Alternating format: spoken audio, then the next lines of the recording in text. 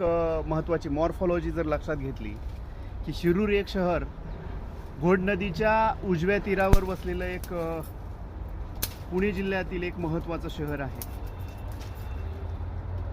Actually त्याला घोड नदी असं म्हटलं जातं. या घोड नदीची जर आपण मॉर्फॉलॉजी लक्षात घेतली, म्हणजे मॉर्फॉलॉजी म्हणजे त्याचं भूरूप किंवा प्राकृतिक रचना जर लक्षात घेतली आपण, तर नागमोडी वळणाच्या अंतर्गत भागामध्ये म्हणजे रायपेरियन रिजनमध्ये शिरूर किंवा घोड नदी हे शहर बसलेलं आहे. आणि बालाघाट रांगाच्या काही तुटक अशा टेकड्या आहेत की ज्या शहराच्या दक्षिणेकडे आहेत. त्यामध्ये एक सिद्धेश्वर टेकडी, बालाजी टेकडी, त्याचबरोबर अथर्व टेकडी, ह्या टेकड्यांच्या पायथ्याशी शिरूर घोड नदी हे गाव वसलेलं आहे. आता दुसरा महत्त्वाचा प्रश्न आहे की शहरीकरण आणि औद्योगिकरण हे अतिशय फास्ट वेगानं वाढत चालले. त्यामुळं शिरूर शहराची जी ग्रोथ आहे औद्योगिकरणाचा त्याच्यावर परिणाम झाल्यामुळं खूप फास्ट गतीने होते, झपाट्यानं वाढलं. मागच्या 10 वर्षापूर्वीचं घोड नदी शिरूर आणि आजचं शिरूर यामध्ये तुम्हाला जमीन आसमानचा फरक दिसेल.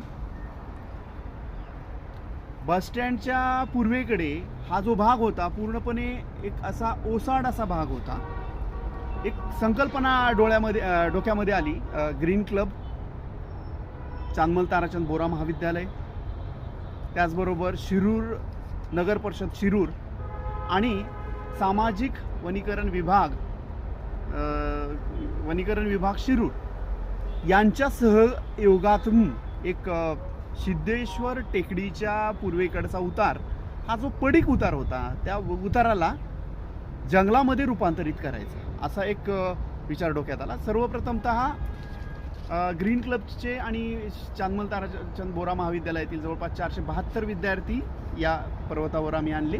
त्यावेळेस आदरणीय स्मिता काळे मॅडम असतील, डॉक्टर के.सी. मोहिते, प्राचार्य डॉक्टर के.सी. मोहिते सर, माननीय तुषार वेताळ आणि संस्थेचे पदाधिकारी आदरणीय नंदकुमार निकम सर यांच्या सर्वांच्या सहकार्यांमुळं या ठिकाणी एक जंगल उभा करण्याचा एक विचार डोक्यामध्ये आला.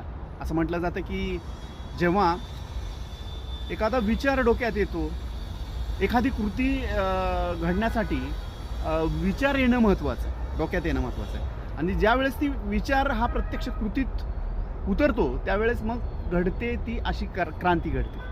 या ठिकाणी एक मियावाकी जंगल निर्माण झालेलं आहे. मियावाकी म्हणजे काय ते सगळ्यात अगोदर लक्षात घेऊ. मियावाकी म्हणजे एक जपानचे एक शास्त्रज्ञ आहेत